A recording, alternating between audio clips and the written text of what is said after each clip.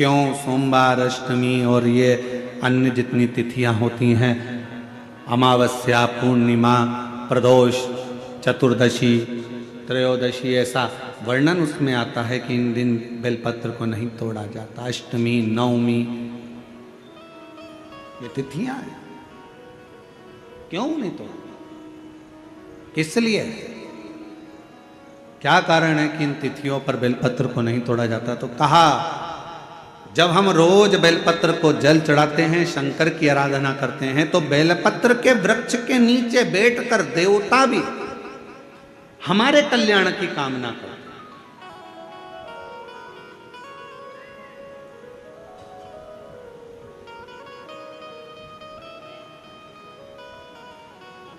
कितनी बड़ी बात लिखी है। लिंग पुराण को उठाकर अगर आप पढ़ेंगे तो उसमें लिखा है, 1.25 किलो सोने के सिंहासन पर, कितने किलो? जम के बोलो जरा, आवाज नहीं आई। 1.25 किलो सोने के सिंहासन पर मखमल का गद्दा बिछाकर एक शालिग्राम भगवान की मूर्ति, शालिग्राम भगवान की शिला रखकर उस पर सोने का छत्र 0.5 किलो का लगाकर हीरों और पन्नों से शालिग्राम भगवान का श्रृंगार कर कर किसी को दान करने का फल मात्र एक बेलपत्र शंकर के मंदिर में चढ़ाने से प्राप्त हो जाता है।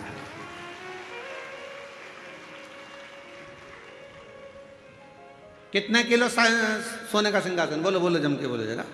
1.25 किलो। छत्र कितने का? 0.5 किलो। हीरे, रतन, माणिक, मोती, सोने से जड़े हुए शालिग्राम भगवान को सिंहासन पर रखकर दान करने का जो पुण्य होता है, 1000 अश्वमेध यज्ञ का बराबर का जो पुण्य होता है, हजारों सर्वोत्तम यज्ञ करने का जो पुण्य होता है, सोम यज्ञ करने का जो पुण्य होता है, वो एक बेलपत्र शंकर भगवान को चढ़ाकर भगवान शिव को अर्पित करने से प्राप्त हो जाता है। और ऐसा यज्ञ का फल मेरा विश्वास करता है, मेरे छत्तीसगढ़ वासियों के लिए, मेरे संपूर्ण देशवासियों के लिए, मेरे संपूर्ण विश्व में रहने वाले शिव भक्तों के लिए, ये मेरा दिल कहता है कि इतना बड़ा दान मेरा मन करता है कि आप सब हफ्ते में कम से कम एक दिन ऐसा आता होगा कि आप भी एक बेलपत्र शंकर को चढ़ाते होगे, तो समझ लेना कि आपने भी अश्वमेध यज्ञ, सोम यज्ञ और स्वर्ण सिंहासन, स्वर्ण छत्र का दान अपने जीवन में कर लिया।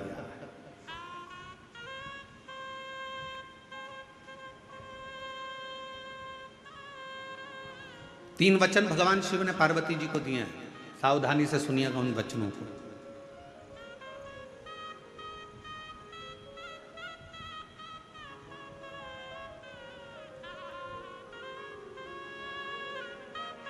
दो वचन तो काशी के हैं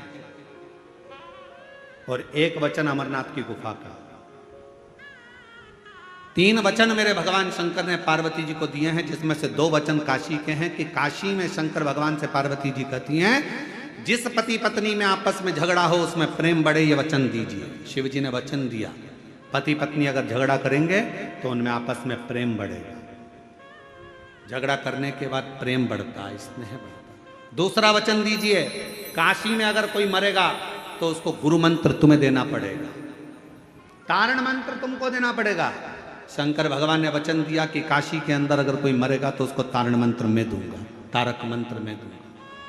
और अमरनाथ की गुफा में तीसरे नंबर का वचन भगवान शंकर ने दिया, शिव जी ने दिया, बाबा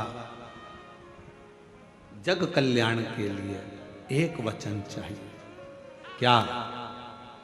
भूल से भी अगर कोई एक बेलपत्र का स्पर्श मात्र कर ले, स्पर्श मात्र कर ले, अगर भूल से भी अगर कोई बेलपत्र को छू ले या बेलपत्र का स्पर्श कर कर आपकी आराधना में या किसी को दान में दे दे, तो वो संसार सागर में दूसरी बार जन्म ना ले, वो आपके धाम में जाकर विराजमान हो जाए। वचन दीजिए। पुनरपि जननम पुनरपि मरणम के प्रपंच से छुड़ा देता है एक बेलपत्र का पौधा।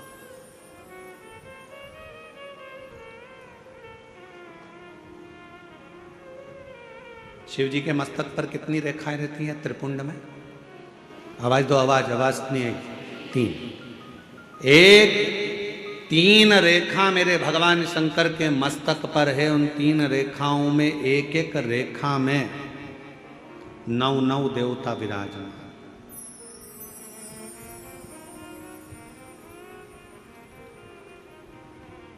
एक रेखा में 9 देवता, दूसरी रेखा में 9 देवता, तीसरी रेखा में 9 देवता। ऐसे शिव जी की त्रिपुंड रेखाओं में 27 देवताओं का वास।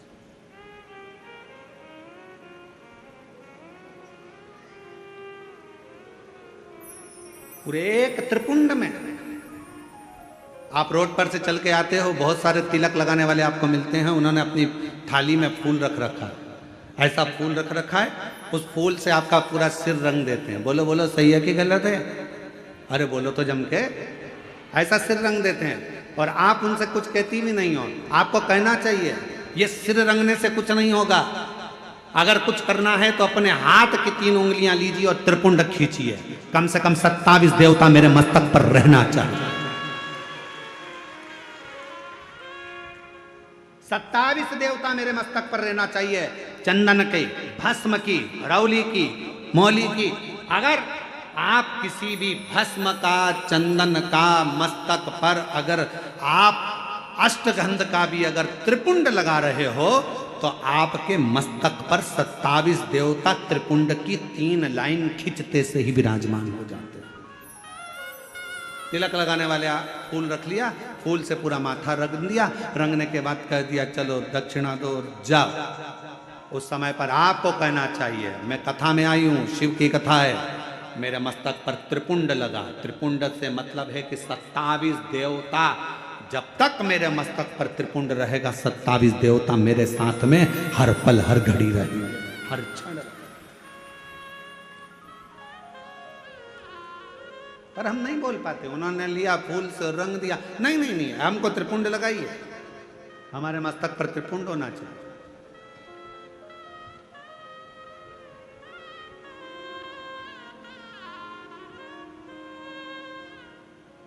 शिव जी के मंदिर जा रहे हो, भगवान शंकर का जल है, उसको भी मस्तक पर त्रिपुंड के भाव से लगा सकते। भस्म है, भाव से लगा सकते। और यदि कुछ भी ना लगा सको तो फिर एक काम करो, शंकर के मंदिर में जब जाओ, झुककर जब प्रणाम करो तो अपना मस्तक शिव के चरणों में झुककर प्रणाम करोगे तो जो शिव भक्त आएंगे उनके चरण की रज आपके जब मस्तक पर लगेगी तो आपका कल्याण कर देगी, आपका उद्धार कर देगी, कल्याण कर देगी।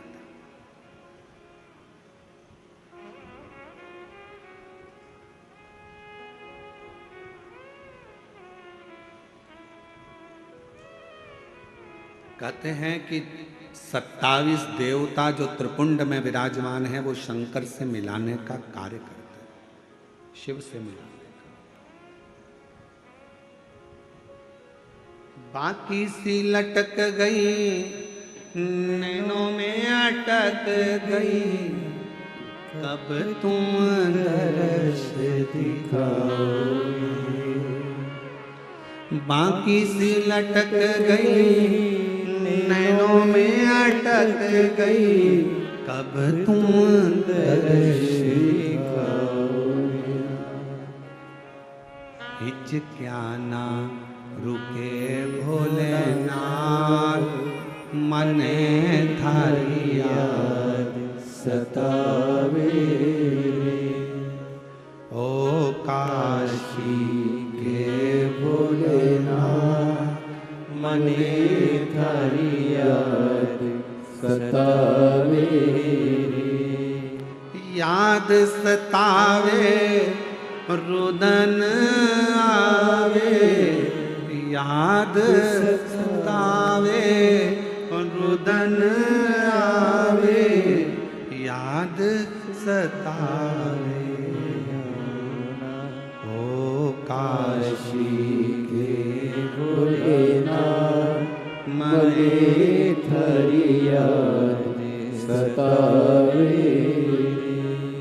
ओ काशी के भोलेनाथ, मरे थरिया सतावे।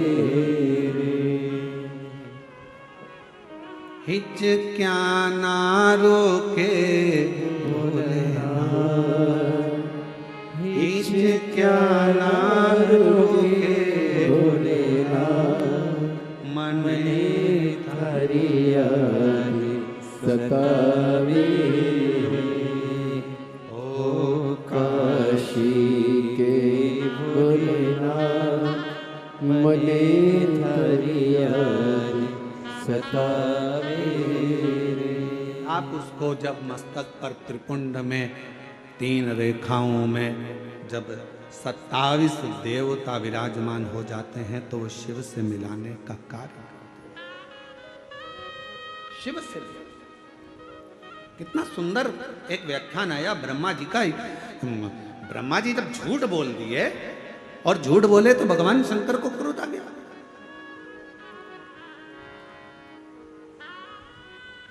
पांव का नख तोड़ा, काल भैरव प्रकट करा।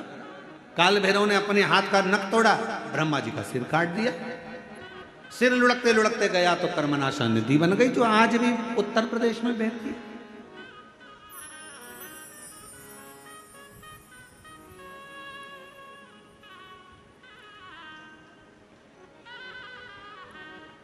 निवेदन करा भगवान विष्णु ने भगवान शिव जी से, बाबा ब्रह्मा जी का सिर कटा है, ये कटा हुआ सिर ना जाने कहां जाएगा, आप कृपा कर कर इसको बट वृक्ष बना दीजिए।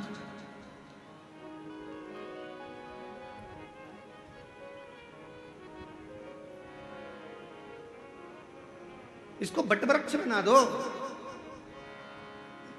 आप करुणा करो, इसको बड़ का पेड़ बना दो, बट वृक्ष बना दो।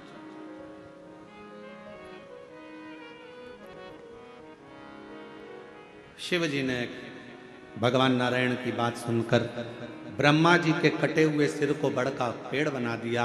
शंकर भगवान उसी बड़ के पेड़ के नीचे विराजमान हो गए। शिव जी का नाम बटकेश्वर महादेव।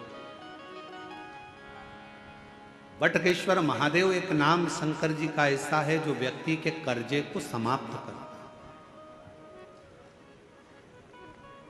कर्जा करने के बाद व्यक्ति सोचता है मेरा कर्जा नहीं चूक रहा, बहुत ज्यादा टेंशन में चलता है। पैसा अगर कर्जा तुमने लिया है तो चुकाओगे भी तुम, तो फिर टेंशन करने की जरूरत क्या है। ज्यादा कर्जा हो गया महाराज, अब क्या करें। पति और पत्नी इतने डिप्रेशन में पहुंच गए कि आखिरी में अपने शरीर को ही त्याग दिया, मरने की तैयारी कर ली। ना ना ना, शिव महापुराण की कथा कहती है कर्जा तुमने करा है, कर्जा तुमने लिया है, चुकाओगे भी तुम, घबराना नहीं। कर्जा ज्यादा हो जाए तो बड़ के पेड़ के नीचे श्री शिवाय नमस्तुभ्यम का जाप करिए। बट वृक्ष के नीचे अगर कोई शंकर का शिवलिंग है उसका पूजन करिए। बट वृक्ष के नीचे कोई भगवान शंकर का अंश अवतार श्री हनुमान जी महाराज भी अगर किसी बट वृक्ष के नीचे विराजमान है उसका स्मरण करिए। शंकर का ही अंश स्वरूप आद्य शक्ति दुर्गा भवानी भी अगर बट वृक्ष के नीचे आद्य शक्ति भी बैठी हुई है तो उसका भी स्मरण करिए। बट वृक्ष के नीचे कोई देवता अगर विराजमान है उसका पूजन करिए, उसकी आराधना करिए, उसकी अर्चना करिए, उसका फल आपको मिलेगा, कर्जे से मुक्ति होगी। आप यह ना सोचिए कि शंकर जी तो है ही नहीं, बढ़ के नीचे हनुमान जी मिल गए, हनुमान जी का स्मरण कर लो। देवी जी मिल गई, देवी जी का स्मरण कर लो। शिव जी मिल गए, शिव जी का। सब एक। शिव महापुराण की कथा किसी देवता को तोड़ना नहीं बताती कि राम अलग है, कि कृष्ण अलग है, कि शंकर अलग है, कि देवी अलग है, कि देवता अलग है। शिव महापुराण की कथा कहती है सब में शिवोहम शिवोहम शिवोहम, सब में शिव समाया है। कथा वाचने वाला भी शिवमय और कथा सुनने वाला भी शिवमय होता है, कथा करवाने वाला भी शिवमय होता है। कहीं शिव से परे कुछ भी नहीं।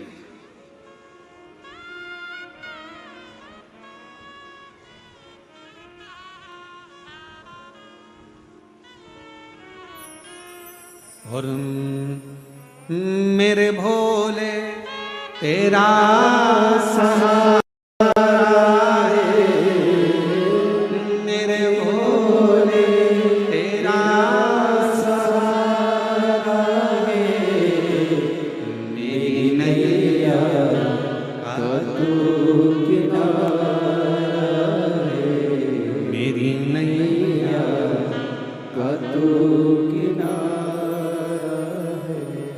मेरे बाबा तुझे पुकारा है, मेरे बाबा तुझे पुकारा है, मेरी नैया का तू किनारा है। थोड़ा संघर्ष हो सकता है, थोड़ा कर्जा लिया है तो थोड़ा टेंशन हो सकता है, पर टेंशन बहुत बहुत स्मरण रखिए, बादल टूटता है तो पानी बनता। बोलो सही है कि गलत है? बादल टूटता है पानी बनता है। पृथ्वी पर मिट्टी टूटती है, अगर मिट्टी टूटती है तो अन्न बनता है। खेत को तैयार करने के लिए मिट्टी को तोड़ना पड़ता है।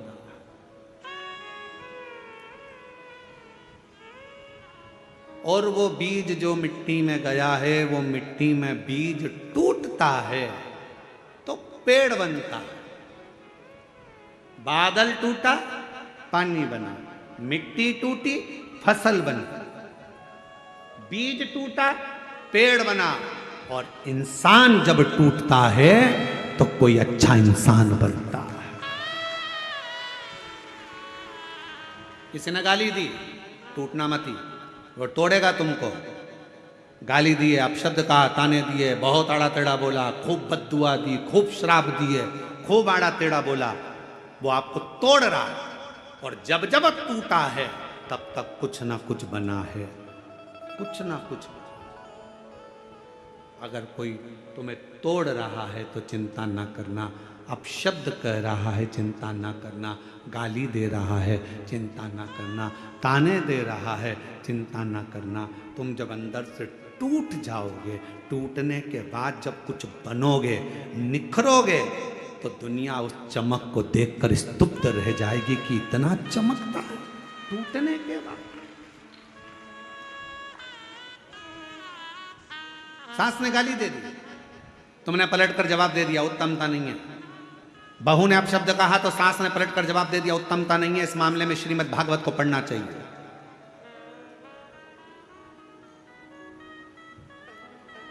किस किस ने सुनी है श्रीमद् भागवत कथा? जरा हाथ उठाओ।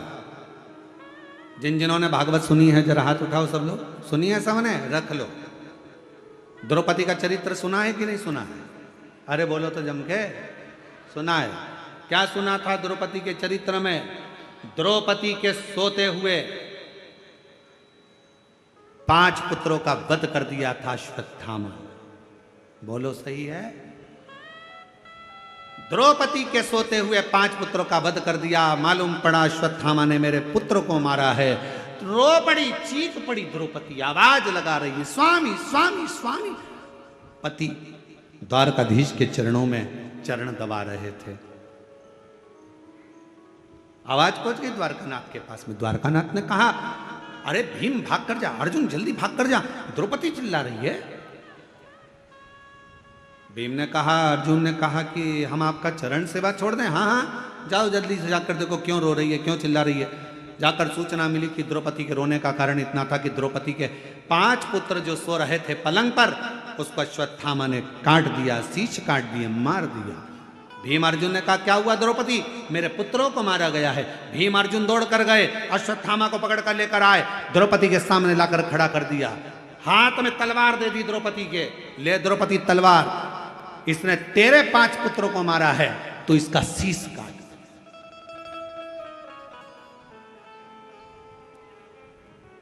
सुनिए श्रीमद् भागवत। अरे बोलो तो, ए द्रौपदी, इसने तेरे बेटों को मारा है, तो इसका शीश काट दे। ये ले तलवार, और तलवार लेकर काट शीश, मार दे। द्रौपदी तलवार को नीचे फेंक दी। द्रौपदी ने तलवार को नीचे फेंका, और तलवार को नीचे फेंक कर द्रौपदी ने भीम से कहा, क्या कह रहे हो, अश्वत्थामा को मार दूं? हाँ, ये मेरे गुरु का पुत्र है। तो क्या हुआ, इसने तेरे पुत्र को मारा था, तो गुरु के पुत्र को मार दे। द्रौपदी मुस्कुरा कर कहती है, स्वामी, कोई कुत्ता यदि हमको काट लेता है तो हम कुत्ते को नहीं काटते हैं। काटते हैं? होता है अपने इधर ऐसा। हमने तो कभी मध्य प्रदेश छत्तीसगढ़ में ऐसा नहीं देखा कि कुत्ता अपन को काटे तो अपन कुत्ते को काटे। और कहीं ऐसा होता हो तो बात दूसरी है कि कुत्ता काटे तो अपन कुत्ते को काट लो, बिच्छू अपन को काटे तो अपन बिच्छू को काट लो, सांप अपने को काटे तो अपन सांप को काट लो। ये हमारा सनातन धर्म नहीं सिखाता, ये मेरा शंकर की कथा नहीं सिखाती कि कोई कुत्ता यदि हमको काटे तो हम कुत्ते को काटें। ये श्रेष्ठता नहीं है। शिव महापुराण की कथा कहती है, कोई अपशब्द कहे, कोई ताने दे, कोई गाली दे, कोई आड़ा टेढ़ा बोले, उस समय पर द्रौपदी जैसा विचार रखना, तलवार को नीचे पटक देना और कह देना कि समय आएगा सब बताएगा। इसके मस्तक पर लगी हुई मणि को निकाल लो। भीम ने अश्वत्थामा के मस्तक की मणि को निकाल लिया। अश्वत्थामा के सिर पर घाव हो गया। वो घाव अश्वत्थामा आज तक नहीं भर पाया, सारी दुनिया में घूमता है। हमने तो सुना है छत्तीसगढ़ में एक शंकर जी का मंदिर ऐसा है जहां पर अश्वत्थामा आज भी आता है।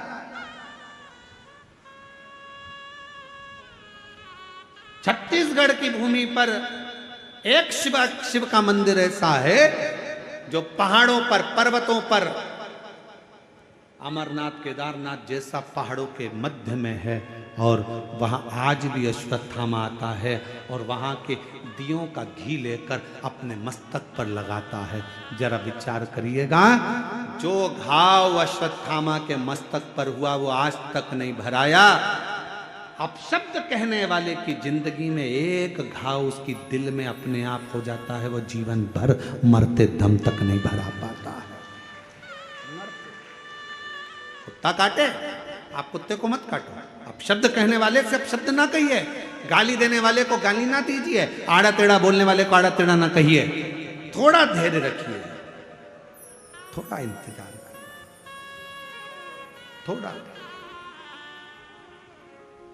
अपने कर्म से पीछे मत हटो, अपना कर्म चलते चलते करते चलते। बस एक काम करना, कोई गलती हमारे द्वारा होती है और हम दोष दूसरे को देते हैं। पशुपति व्रत नहीं करा, पशुपति व्रत, और व्रत करने के बाद अगर फल नहीं मिला तो दोष दे दिया, भगवान तो हमारी सुन ही नहीं रहा, भगवान तो हमसे रूठ कर बैठा है, ना जाने मैंने किसका बिगाड़ा कर दिया, कौन को ऐसा क्या कह दिया कि भगवान मेरा साथ ही नहीं दे रहा। नहीं, गलती हमारी, हमने जरूर पशुपति व्रत वाले दिन बेलपत्र को तोड़ लिया होगा, बच्चों से कहकर तोड़वा लिया होगा, और वो बेलपत्र लेकर हम शिव के पास गए होंगे। हमारी साधना में से एक अंश कम पड़ गया होगा। मैंने सोमवार का व्रत करा और बड़े प्रेम से संकट सोमवार 16 सोमवार करे, 16 सोमवार मैंने भूखे रहकर करे, जरा सा दूध लेकर, चूरमा लेकर, प्रसाद लेकर, बेलपत्री लेकर, एक मिश्री की डली लेकर मैंने संकट सोमवार 16 सोमवार करे। बाबा ने मेरी नहीं सुनी, उसमें गलती मेरी होगी। मैंने सोमवार के दिन शाम को 16 सोमवार की पूजन कर रही थी और सुबह बेलपत्र तोड़वा लिया जरूर, इसलिए बाबा ने मेरी एक आराधना में थोड़ी सी चूक रह गई। आप आए नहीं, सुबह हो गई, मेरी पूजा की थाली धरी की। क्यों आते नहीं? अपराध मेरा बताते नहीं, मेरी आराधना में कौन सी कमी रह गई? क्या कमी रह गई मेरी आराधना में? कौन सी भूल रह गई मेरी आराधना में? नहीं तो तू तो सुनने वाला, त्रिकालदर्शी, कैलाशी, अविनाशी, तेरा तो केवल नाम का स्मरण करने पर तू तार देता। अब शिव को भजो। कर्जा हो गया गुरुजी, कर्जा हो गया गुरुजी, बहुत तकलीफ है गुरुजी, बहुत तकलीफ है गुरुजी, बहुत तकलीफ है, बहुत कष्ट है, बहुत परेशानी है, बहुत तकलीफ है, बहुत तकलीफ है। बोलने से कुछ नहीं होगा, मेहनत करना पड़ेगी, परिश्रम करना पड़ेगा, संघर्ष करना पड़ेगा, और बाबा के धाम में जाकर, बाबा के मंदिर में जाकर एक लोटा जल बट वृक्ष की छांव में कहीं मेरा शंकर बैठा मिल जाए तो उसका गुणगान करें। स्मरण।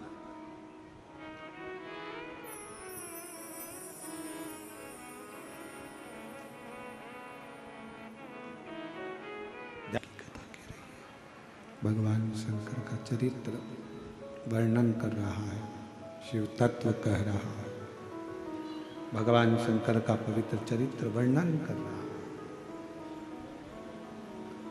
जिस दिन अपना व्रत हो उस दिन बेलपत्र को ना तोड़ा।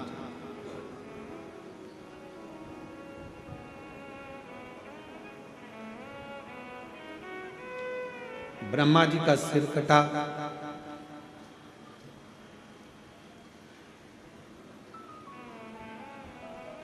बट वृक्ष का पेड़ बना, शिव जी का उसके नीचे निवास हुआ। शिव जी का नाम बटकेश्वर महादेव। कौन से महादेव? बटकेश्वर।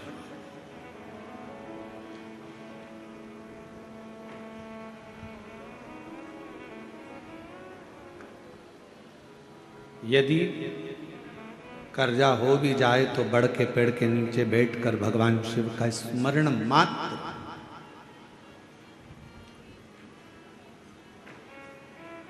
तीन वृक्ष कहे हैं,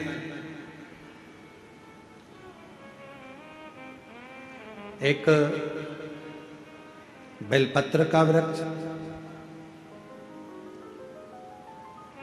एक पीपल का वृक्ष, एक बड़ वृक्ष।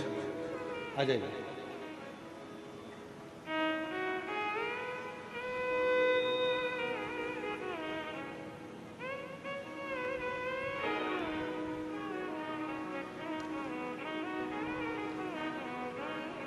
एक बेलपत्र का वृक्ष है, एक पीपल का वृक्ष है,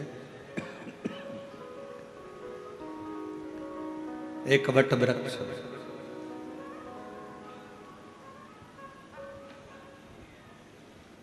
यदि मान लो अगर कोई संपदा की कमी हो भी जाती है, कर्जा बहुत मात्रा में बढ़ भी जाता है, तो इन तीन वृक्ष के नीचे बैठकर शिव की आराधना करने से और अपनी मेहनत को 4 गुना बढ़ाकर करने से, परिश्रम करने से धन की मात्रा बढ़ना प्रारंभ हो जाती है, संपदा बढ़ना प्रारंभ हो जाती है।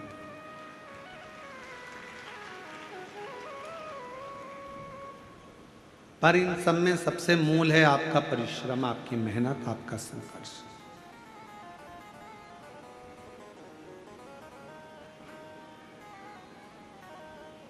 अपना कर्म।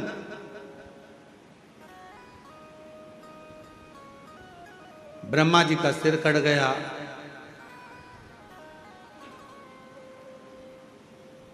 एक शीश चला गया,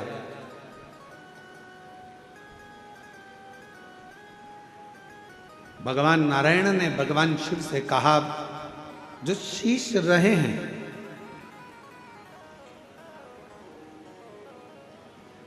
चार शीश जो रह गए हैं, वो 4 शीश कभी जिंदगी में कोई उसे काट ना पाए। उसके लिए ब्रह्मदेव को क्या करना चाहिए?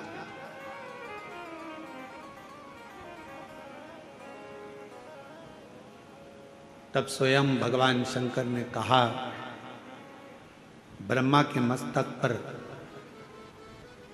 शिव त्रिपुंड लगे, 27 देवता जो त्रिपुंड की 3 लाइनों में,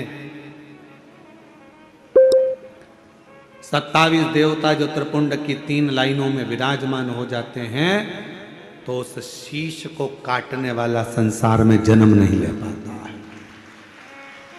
एक त्रिपुंड में वो बल होता है, एक त्रिपुंड के अंदर वो शक्ति होती है।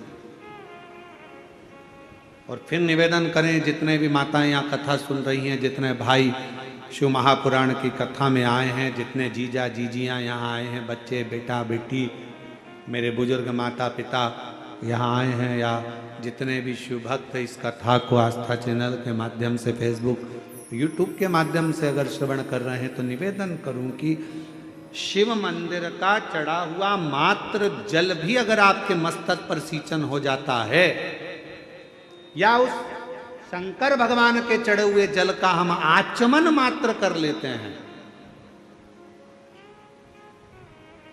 तो हमारे शरीर की सारी इंद्रियों को वो जल सात कर चलता है।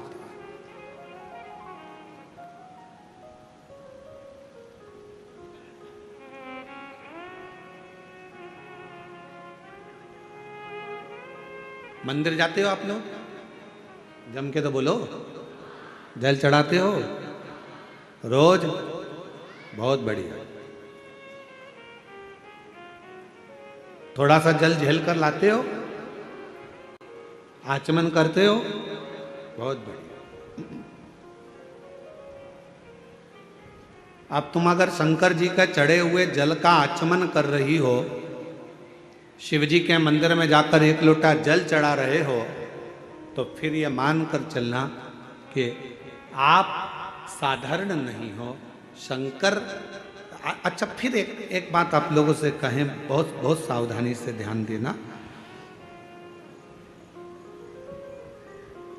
तुम्हारे घर में किसी को झाड़ू लगाने के लिए या पोछा लगाने के लिए, हर कोई तुम्हारे घर में झाड़ू लगाने अंदर चले जाएगा क्या? हर कोई तुम्हारे घर में पोछा लगाने अंदर चले जाएगा क्या? हर कोई तुम्हारे घर में बर्तन मांजने चले जाएगा क्या? नहीं। कौन जाएगा? जिसको आपने नियुक्त करा है। मैंने इसको नियुक्त करा, ये मेरे झाड़ू पोछा करेगी, ये मेरी झाड़ू पोछा वाली, मैंने इसको करा, ये बर्तन मांजेगा, ये भोजन बनाने आएगी। जिसको तुम नियुक्त करते हो, वो झाड़ू के लिए, वो बर्तन के लिए, वो भोजन के लिए, वो सफाई के लिए तुम्हारे घर में प्रवेश करता, उसी तरह मेरे शंकर भगवान जिसको नियुक्त करते हैं, वही शंकर के शिवालय तक पहुंच पाता। वरना बहुत कठिन है शिव के शिवालय में प्रवेश करना, शंकर के मंदिर में प्रवेश करना, या शिव महापुराण की कथा में प्रवेश करना, ये बहुत कठिन।